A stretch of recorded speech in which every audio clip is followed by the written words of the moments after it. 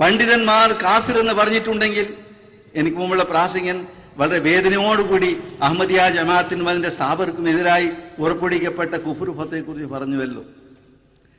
ഈ കുഫ്ർ ഫത്ത് ഹദ്റത്ത് മസീഹ് അലൈഹി സ്വലാത്തു വസ്സലാമിന്റെ സത്യത്തിനുള്ള സാക്ഷ്യമായി ഞങ്ങൾ അംഗീകരിക്കുക. അദ്ദേഹത്തെ എല്ലാവരും വിശ്വസിക്കും, എല്ലാവരും സ്വാഗതം ചെയ്യും. അദ്ദേഹത്തെ ആരും തന്നെ എതിർക്കുകയോ കുഫ്ർ ഫത്തോ പുറപ്പെടുവിക്കുകയോ ചെയ്തിട്ടെങ്കിൽ മാത്രമേ നമുക്ക് സംശയമുള്ളൂ. ആദം അലൈഹി ഇസ്ലാം മുതൽ റസൂൽ സല്ലല്ലാഹു അലൈഹി വസല്ലം തിരുമേനി വരെ വന്ന എല്ലാ പ്രവാചകന്മാർക്കെതിരിലും അവരുടെ ജനതകൾ, അവരുടെ സമുദായങ്ങൾ ഈ രീതിയിലുള്ള വിലക്കുകൾ കൽപ്പിക്കുകയുണ്ടായി. ഹദ്റത്ത് മുഹമ്മദ് മുസ്തഫ സല്ലല്ലാഹു അലൈഹി വസല്ലം തിരുമേനിയുടെ തന്നെ ഉമ്മത്തിൽ അവതരിച്ച ഈ ഇമാമിങ്ങൾക്കും മുജദ്ദിദുകൾക്കും എതിരായി ആ കാലത്തുള്ള പണ്ഡിതന്മാരാണ് കുഫ്ർ ഫത്ത് പുറപ്പെടുവിക്കുകയും ഇത്രമാത്രം കഷ്ടപ്പെടുത്തുകയും ചെയ്തിട്ടുള്ളത്. ഹദ്റത്ത് മുഹീദ്ദീൻ ഇബ്നു അറബി റഹ്മത്തുള്ളാഹി അലൈഹി പറയുന്നു, ഇദാ ഖറജ ഹാദൽ ഇമാമുൽ മഹ്ദിയു ഫലൈസ ലഹു അദുവ്വുൻ മുബീനുൻ ഇല്ലൽ ഫുഖറാ ഖാസ്സതൻ. ഇമാം മഹദി അവതരിച്ചാൽ അദ്ദേഹത്തെ എതിർക്കുന്നത് ആ കാലത്തുള്ള ഫുഖഹാക്കളും ഉലമാക്കളുമായിരിക്കുമെന്ന്. എന്തിനേറെ മൗലാന മൗദൂദി സാഹിബ് തന്നെ തജ്ദീദ് ഇഹ്യാഉദ്ദീൻ എന്ന തന്റെ ഗ്രന്ഥത്തിൽ ഇപ്രകാരം പറയുന്നു. അത് കോട്ട് ചെയ്ത് പറയാണ്. പ്രബോധനം 980 മാർച്ചിൽ ഇമാം മഹദിക്കെതിരിൽ ആദ്യം ബഹുജനങ്ങളെ ഇളക്കിവിടുന്നതും പ്രക്ഷോഭം കൂട്ടുന്നതും ഉലമാക്കളും സൂഫിയാക്കളുമായിരിക്കുമെന്ന് ഞാൻ ന്യായമായും ഭയപ്പെടുന്നു എന്ന് മൗദൂദി സാഹിബ് പറയുന്നു. അജ്ഞന്മാർ, അതായത് ജാഹിലീങ്ങൾ, തങ്ങളുടെ സർവശക്തിയും സംഭരിച്ചും അദ്ദേഹത്തിനെ അടിച്ചമർത്താൻ ശ്രമിക്കാതിരിക്കുകയില്ല. പക്ഷേ അവസാനം അദ്ദേഹം വിജയിക്കുകയും സുഭദ്രമായ ഒരു ഇസ്ലാമിക സമൂഹം സ്ഥാപിക്കുകയും ചെയ്യും എന്ന് മൗലാന മൗദൂദി സാഹിബ് പറയുന്നു. പ്രിയപ്പെട്ട സഹോദരന്മാരെ, അഹമ്മദിയ ജമാഅത്തിനെതിരായി എന്തിനാണ് ഇവർ കുഫ്ർ ഫത്വ പുറപ്പെടുവിക്കുന്നത്? കാഫിർ എന്നാൽ നിഷേധി എന്നാണ് അർത്ഥം. നിങ്ങൾക്ക് പറയാൻ സാധിക്കുമോ അഹമ്മദികൾ ആരെങ്കിലും നിഷേധിച്ചതായിട്ട്? 1,24,000 പ്രവാചകന്മാരിൽ ഏതെങ്കിലും ഒരു പ്രവാചകനെ അഹമ്മദികൾ നിഷേധിച്ചത് നിങ്ങൾക്ക് കാണിക്കാൻ സാധിക്കുമോ? റസൂൽ തിരുമേനി സല്ലല്ലാഹു അലൈഹി വസല്ലമയുടെ പ്രവചനം അനുസരിച്ച് വന്ന ഓരോ നൂറ്റാണ്ടിന്റെ ആരംഭത്തിലും വന്ന എല്ലാ മുജദ്ദിദീങ്ങളും അഹമ്മദികൾ വിശ്വസിക്കുന്നു. ആരെയാണ് നിഷേധിച്ചിരിക്കുന്നത്? 5 ഇസ്ലാം കാര്യങ്ങളിൽ ഏതെങ്കിലും ഒന്ന് അഹമ്മദികൾ നിഷേധിക്കുന്നുണ്ടോ? 6 ഈമാൻ കാര്യങ്ങൾ ഏതെങ്കിലും ഒന്നിനെ അഹമ്മദികൾ നിഷേധിക്കുന്നുണ്ടോ? പറയാൻ സാധിക്കുമോ? എന്നാൽ മുസ്ലിം സഹോദരന്മാരൊക്കെ ഒന്ന് ചോദിക്കാനുണ്ട്. റസൂൽ തിരുമേനി സല്ലല്ലാഹു അലൈഹി വസല്ലം അരുൾ ചെയ്യുന്നു, മൻ തറക സലാത്ത മുതഅമ്മിദൻ ഫഖദ് കഫറ. ഏതൊരാൾ മനഃപൂർവ്വം ഒരു നേരം നമസ്കാരം ഉപേക്ഷിക്കുന്നു അയാൾ കാഫിറാവുന്നു എന്ന്. എത്ര മുസ്ലിം കാഫിറുകളെ നമുക്ക് കാണാൻ സാധിക്കും? നമസ്കരിക്കാത്തവർ. അള്ളാഹുവിനെ നിഷേധിക്കുന്നവനേക്കാൾ വലിയ കൊടിയ കാഫിറാണുള്ളത്. എത്ര മുസ്ലിങ്ങളുണ്ട് ഇന്ന് നാസ്തികന്മാരായിട്ട്, ദൈവത്തെ വിശ്വസിക്കാത്തവർ, നമസ്കരിക്കാത്തവർ, പ്രവാചകമായി വിശ്വസിക്കാത്തവർ. അവരെ മുന്നിൽ നിർത്തിക്കൊണ്ട് നീ കാഫിറാണെന്ന് പറയാനുള്ള ധൈര്യം ഇന്ന് ഉലമാക്കൾക്കുണ്ടോ? പള്ളി വിരോധമുണ്ടോ അവർക്കെതിരെ? ഖബർസ്ഥാൻ വിരോധമുണ്ടോ? ഇല്ല.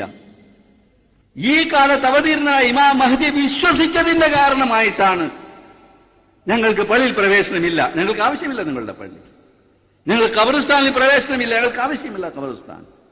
ഒരു സത്യം പറയാതെ ഞങ്ങൾ ആരെയും നിഷേധിച്ചിട്ടില്ല, ഞങ്ങൾ വിശ്വസിക്കുക മാത്രമേ ചെയ്തിട്ടുള്ളൂ. ഇനി ഒന്ന് ഞാൻ പറയട്ടെ, നിങ്ങളുടെ വിശ്വാസം അനുസരിച്ച് അഹമ്മദിയ ജമാഅത്തിന്റെ ഖലീഫ പറയുന്നു, നിങ്ങളുടെ വിശ്വാസം അനുസരിച്ച് എപ്പോഴെങ്കിലും ഈസാ നബി ആകാശത്ത് വരികയാണെങ്കിൽ ആദ്യമായി വിശ്വസിക്കുന്ന അഹമ്മദികളായിരിക്കും, നിങ്ങൾ വിശ്വസിക്കുന്നതല്ല. എനിക്കുള്ളത് പറയാനുള്ളത്, ഈ പ്രവാചകന്മാരെയും മുജദ്ദിദീങ്ങളെയും ഇമാമിങ്ങളെയും എതിർത്തിരുന്ന അവരുടെ ആ അണിയിലല്ലേ നിങ്ങളിപ്പോൾ ഉള്ളത്? ആരാണ് വിശ്വസിക്കാത്തവർ, ആരാണ് വിശ്വസിച്ചവർ? ഒന്ന് ചിന്തിച്ചു നോക്കാത്തവരന്മാർ. അഹമ്മദികൾ റസൂൽ തിരുമേനി സല്ലല്ലാഹു അലൈഹി വസല്ലമയെ ഖാതമുൻ നബിയീൻ എന്ന് വിശ്വസിക്കുന്നില്ല എന്നാണ് ഞങ്ങൾക്കെതിരായി ചെയ്യപ്പെടുന്ന ആരോപണം. മുൻ പ്രാസംഗികൻ അതിനെക്കുറിച്ച് പറയുകയുണ്ടായി. ഏറ്റവും വലിയ കള്ളമാണ്. ലഅനത്തുല്ലാഹി അലൽ കാദിബീൻ എന്ന് പറയാൻ ഞങ്ങൾ ബാധ്യസ്ഥരാണ്. ഹദ്റത്ത് മസീഹ് അലൈഹി സ്വലാത്തു വസ്സലാം അഹമ്മദിയ പ്രസ്ഥാന സ്ഥാപകർ പറയുന്നു, ഞങ്ങൾ തിരുമേനിയെ ഖാതമുൻ നബിയീൻ എന്ന് വിശ്വസിക്കില്ലെന്ന് എന്റെയും എന്റെ ജമാഅത്തിന്റെയും പേരിൽ പുറപ്പെടുവിക്കുന്ന ആക്ഷേപം വമ്പിച്ചൊരു കത്തികെട്ടാണ്. ആ പുണ്യാത്മാവ് ഖാതമുൻ നബിയീനാണെന്ന് എത്രമാത്രം ശക്തിയോടും ദൃഢതയോടും ആത്മാർത്ഥയോടും കൂടി ഞങ്ങൾ വിശ്വസിക്കുന്നുവോ അതിന്റെ ഒരംശം കൂടി ആരോപണം ഉന്നയിക്കുന്നവർ വിശ്വസിക്കുന്നില്ല. അദ്ദേഹം പറയുന്നു, ഇസ്ലാമിൽ നിന്ന് വിഭിന്നമായ ഒരു നുബുവത്വവാദമാണ് എന്റേതെന്ന് എന്റെ പേരിൽ ഇവർ ആരോപണം ഉന്നയിക്കുന്നു. അതായത് വിശുദ്ധ ഖുർആൻ അധ്യാപനങ്ങളെ പിന്തുടരാത്ത ഒരു പ്രത്യേക കലിമയും പ്രത്യേക ഖിബലയുമുള്ള ഇസ്ലാമിക ശരീഅത്തിനെ ദുർബലമെടുത്തിക്കൊണ്ട് നബി തിരുമേനിയെ പിന്തുടരാതെ കണ്ടുള്ള ഒരു നിബിത്വവാദിയാണ് ഞാനെന്ന് എന്റെ പേരിൽ കുറ്റം ആരോപിക്കപ്പെടുന്നു. എന്നാൽ ആ കുറ്റാരോപണം സത്യാധിഷ്ഠിതമല്ല. ഇത്തരത്തിലുള്ള നുബുവത്വവാദം എന്റെ പക്കൽ കുഫ്റാണ്. എന്റെ നുബുവത്വവാദത്തിന്റെ അടിസ്ഥാനം ഞാനൊരു ഭാഗത്ത് നബിയാണെങ്കിൽ മറുഭാഗത്ത് നബി സല്ലല്ലാഹു അലൈഹി വസല്ലമയുടെ ഉമ്മത്തിയാണെന്നാണ്. പ്രിയ സഹോദരന്മാരെ, ഹദ്റത്ത് മസീഹ് അലൈഹി സ്വലാത്തു വസ്സലാം എവിടെയും തന്നെ തന്നെക്കുറിച്ച് നബി എന്ന് പറയണമെന്ന് പറഞ്ഞിട്ടില്ല. തന്നെക്കുറിച്ച് നബി എന്ന് പറയുന്ന സ്ഥലങ്ങളിലൊക്കെ ഉമ്മത്തി നബി എന്ന് പറയണമെന്ന് പറഞ്ഞിട്ടുള്ളത്. ഏതെങ്കിലും ഒരു അഹമ്മദിയുടെ ആവിൽ നിന്നും എപ്രകാരം ഇബ്രാഹിം നബി, മൂസാ നബി, ഈസാ നബി, മുഹമ്മദ് നബി എന്ന് പറയുന്നത് പോലെ അഹമ്മദ് നബി എന്ന് പറഞ്ഞതായി നിങ്ങൾക്ക് കേൾക്കാൻ സാധിക്കുമോ? തീർച്ചയായും ഇല്ല. ഞങ്ങളുടെ നബി ഹദ്റത്ത് മുഹമ്മദ് മുസ്തഫ സല്ലല്ലാഹു അലൈഹി വസല്ലം തിരുമേനി തന്നെയാണ്.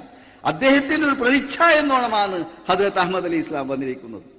ഇന്ന് എനിക്ക് ലണ്ടനിൽ ലഭിച്ച അൽ ഫസൽ ഇന്റർനാഷണൽ ഹദ്റത്ത് മസീഹ് അലൈഹി സ്വലാത്തു വസ്സലാമിന്റെ ഒരു കത്ത്, അദ്ദേഹം തന്നെ മരുമകനയച്ച കത്ത് പ്രസിദ്ധീകരിച്ചിരിക്കുന്നു. അതിൽ അദ്ദേഹം പറയാണ്, ഹദ്റത്ത് മസീഹ് അലൈഹി സ്വലാത്തു വസ്സലാം പറഞ്ഞതായി, हम महल दीन इस्लाम के खादिम बनकर दुनिया में आए और दुनिया में भेजे गए, न इसलिए कि इस्लाम को छोड़कर कोई और दीन बना दे.